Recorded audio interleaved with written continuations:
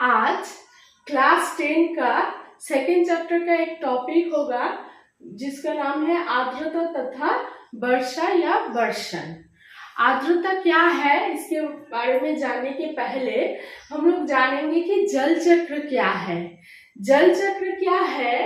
सूरज जब लंबवत किरणें या सूरज का जो ताप पृथ्वी के भूपृष्ठ के ऊपर आता है या कोई जलाशय होता है, तो जलाशय में अगर सूरज का जो रोशनी या उष्णता टेम्परेचर यहाँ पर होता है तो जल गर्म होता है।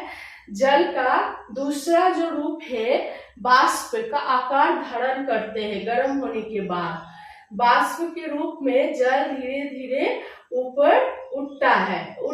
इस प्रक्रिया को क्या कहते हैं? जल जब गर्म होता है, गर्म होने के बाद बाष्प के रूप में जब ऊपर उठता है, इस प्रक्रिया को कहते हैं बाष्पीकरण। ये प्रक्रिया से जल ऊपर धीरे धीरे उठकर धीरे धीरे ठंडा होता है। ठंडा होके जल के कणों में बदल जाता है। इस प्रक्रिया को कहते हैं संघनन।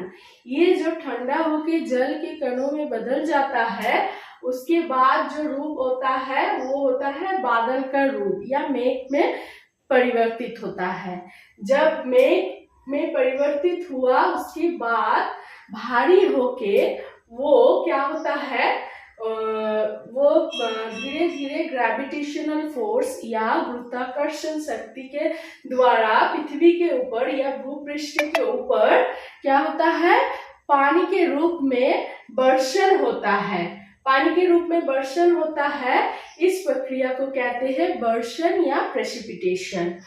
संघनन मीन्स कंडेंसेशन और बाष्पीकरण मीन्स इवापोरेशन। इवापोरेशन या बाष्पीकरण, संघनन या कंडेंसेशन, वर्षण या प्रेसिपिटेशन। फिर वर्षण होने के बाद ये जो पानी है वर्षण का, ये पानी धीरे धीरे कहाँ जाता है? भूपृष्ठ के ऊपर से जलाशय में फिर चला जाता है। फिर सेम प्रोसेस होता है। जलाशय का जल गर्म होके बाष्प के रूप में फिर ऊपर जाता है, माने बाष्पीकरण होता है, फिर संघनन होता है, फिर वर्षण होता है। ये जो साइक्लिक ऑर्डर में जो प्रक्रिया काम करते हैं इसी को कहते हैं जल चक्र। इसी को कहते हैं जल चक्र। तो ये जल चक्र होते हैं तभी क्या होता है, जल का, पानी का विभिन्न रूप होता है। तो आज देखेंगे आर्द्रता। आर्द्रता के बारे में हम लोग जानेंगे। आर्द्रता क्या है?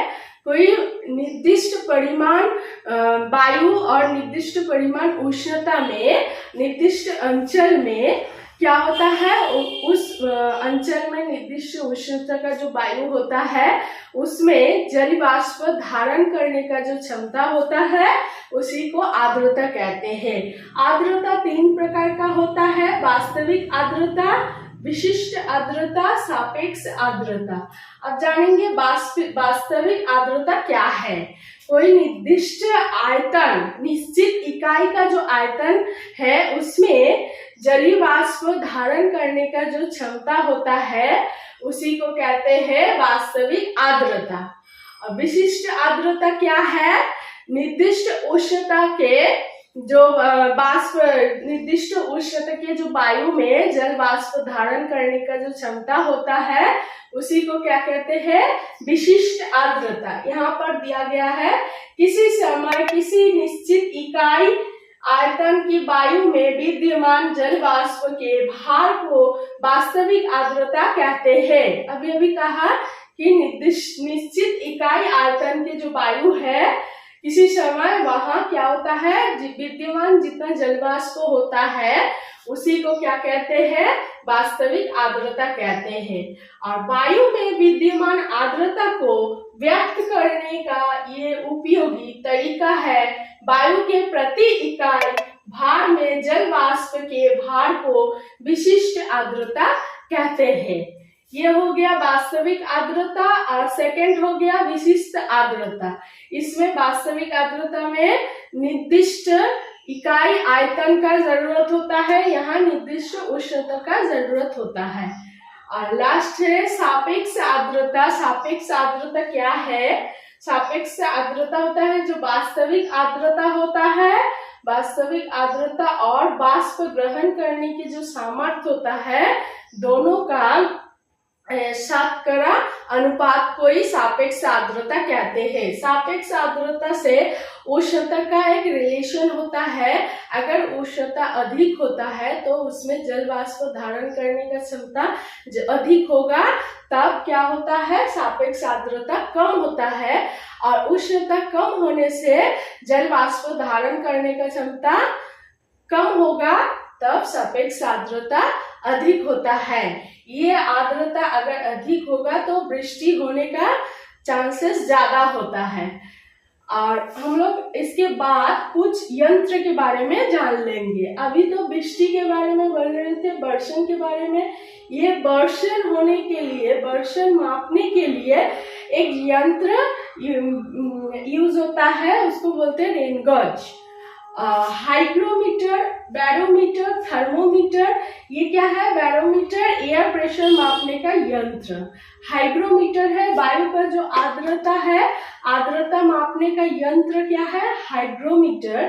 थर्मोमीटर वायु का उष्णता मापने का यंत्र। आप देखेंगे समवर्षण रेखा किसे कहते हैं?